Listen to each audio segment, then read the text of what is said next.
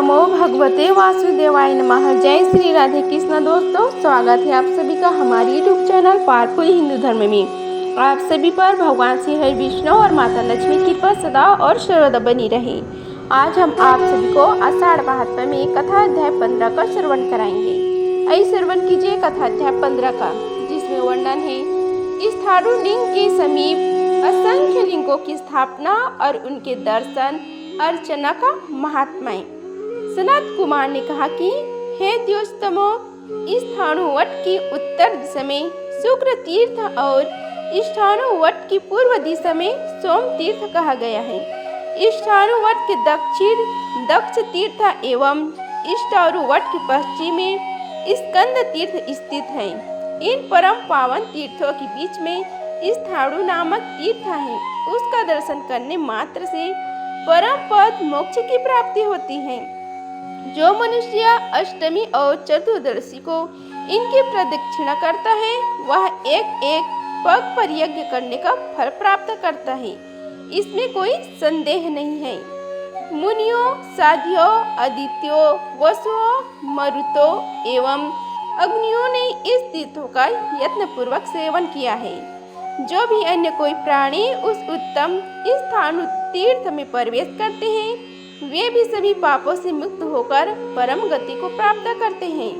उसी के निकट त्रिशूल धारण करने वाले देव के देव भगवान शंकर का लिंग है। उमा देवी वहाँ पर लिंग के रूप में रहने वाले शंकर जी के पास में ही रहती है। वे इनकी बगल से अलग नहीं होती। उस लिंग के दर्शन करने मात्र से मनुष्य सिद्धि को प्राप्त करता है। वट के उत्तरी भाग में महात्मा तक्षक ने सभी कामनाओं को सिद्ध करने वाले महालिंग को प्रतिष्ठित किया था। वट की पूर्व दिशा की ओर विश्वकर्मा के द्वारा निर्मित किया गया महालिंग है। पश्चिम की ओर रहने वाले लिंग का दर्शन कर मानव को सिद्धि प्राप्त होती है। वहीं पर देवी सरस्वती लिंग रूप से स्थित हैं। मनुष्य उन्हें प्रयत्न श्रद्धा विधि पूर्वक प्रणाम कर बुद्धि एवं शीघ्र मेधा प्राप्त करता है। वट की बगल में ब्रह्म के द्वारा प्रतिष्ठित वटेश्वर लिंग का दर्शन करने के बाद मनुष्य परम पद को प्राप्त करता है। तत्पश्चात जिसने स्थान वट का दर्शन और प्रदक्षिण कर ली, उसके वह मानो सात दीप वाली पृथ्वी की हुई प्रदक्षिणा हो जाती है। इस स्थाणु पश्चिम दिशा की ओर नकुलीस और नाम के गढ़ स्थित हैं। विधि पूर्वक उनकी पूजा करने वाला मनुष्य सभी प्रकार के पापों से छूट जाता है। उनके दक्षिण दिशा में रुद्रकर तीर्थ है। जिसने उस रुद्रकर तीर्थ में स्नान कर लिया, मानो उसने सभी तीर्थ में स्नान कर लिया। उसकी उत्तर दिशा की ओर महात्मा रावण ने गोकर्ण नामक प्रसिद्ध महालिंग स्थापित किया है। आषाढ़ मास की कृष्ण पक्ष की चतुर्दशी तिथि में जो गोकर्ण की अर्चना करता है, उसके पूर्ण फल को सुनो। यदि किसी ने अपनी इच्छा या अनिच्छा से भी पाप संचय कर लिया है, तो भगवान शंकर की पूजा करके पवित्र हो जाता है और वह संचित पाप से छूट जाता है। जो अष्टमी तिथि में शिव जी का पूजन करता है, उसे कौमार अवस्था जन्म से 16 वर्ष की अवस्था में ब्रह्मचार्य पालन करने से जो फल की प्राप्त होता है, वह संपूर्ण फल उसे प्राप्त होता है। यदि मनुष्य उत्तम सौंदर्य, सौभाग्य या धन संपत्ति चाहता है, तो उसे कुमारेश्वर की आराधना करना चाहिए, क्योंकि कुमारेश्वर के महात्म्य से निसंदेह उन सब की सिद्धि प्राप्त होती है। उन कुमारेश्वर के उत्तर भाग में विभीषण ने शिवलिंग को स्थापित कर उसकी पूजा की है, जिससे वे अजर और अमर हो गए। आषाढ़ महीने के शुक्ल पक्ष की अष्टमी तिथि को उपवास रहकर उसकी पूजा करने वाला मनुष्य देवत्व को प्राप्त कर लेता है। हे दोस्तमो, खर ने वहाँ पर लिंग की पूजा की थी।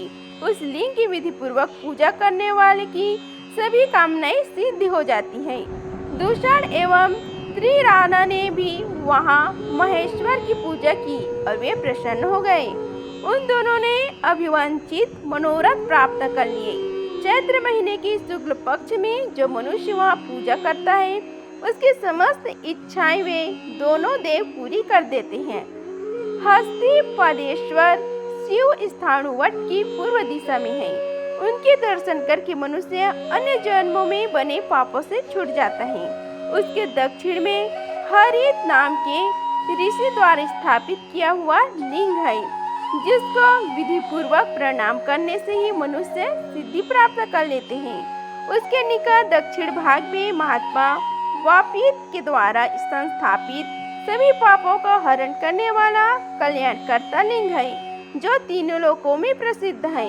कंकाल के रूप में रहने वाले महात्मा भगवान रुद्र ने भी समस्त पापों का नाश करने वाला महालिंग प्रतिष्ठित किया।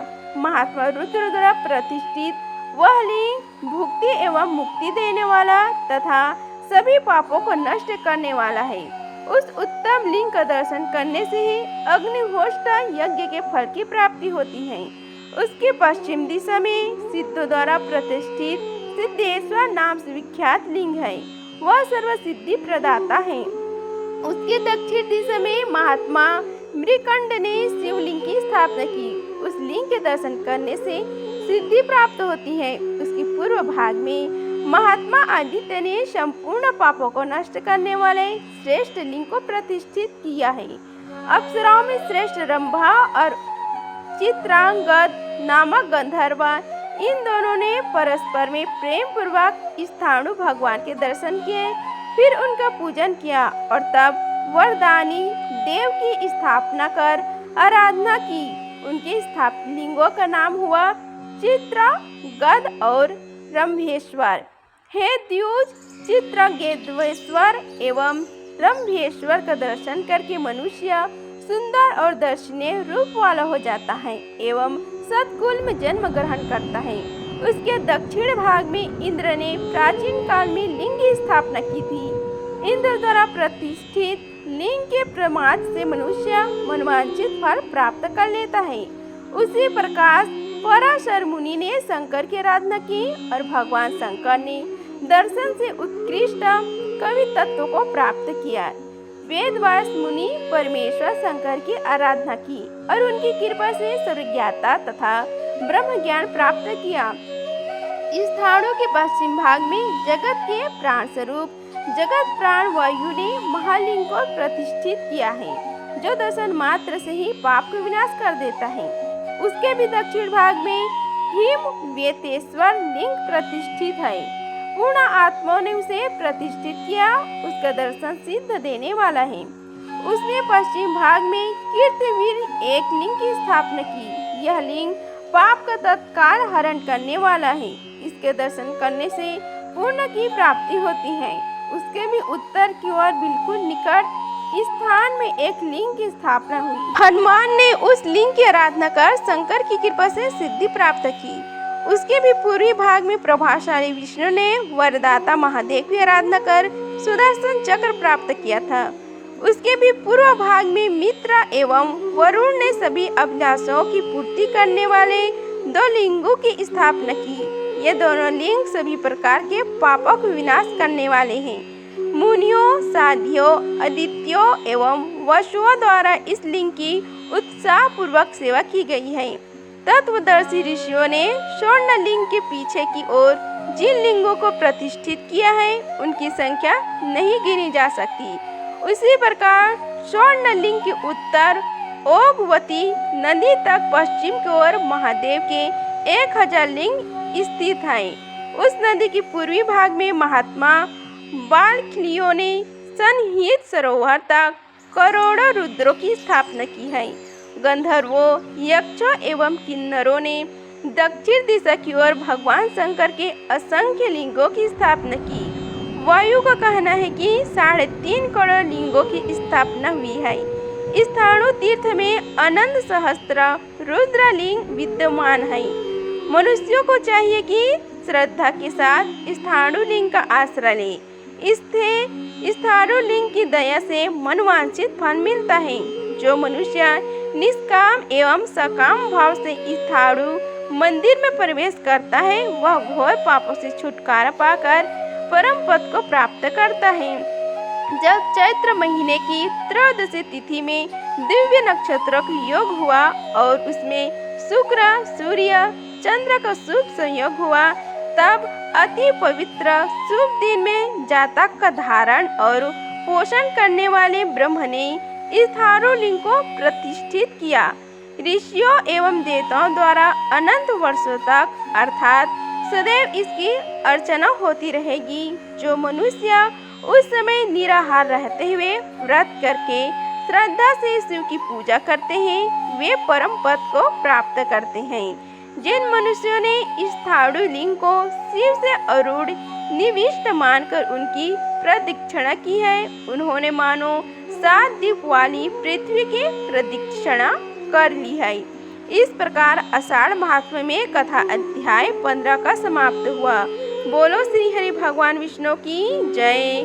अगर आप सभी को यह वीडियो अच्छी लगी होगी तो वीडियो को लाइक कीजिए, चैनल को सब्सक्राइब कीजिए और कमेंट बॉक्स में जय श्री हरि लिखिए। धन्यवाद। मिलते हैं अगले वीडियो में, तब तक के लिए जय श्री राधे कृष्णा।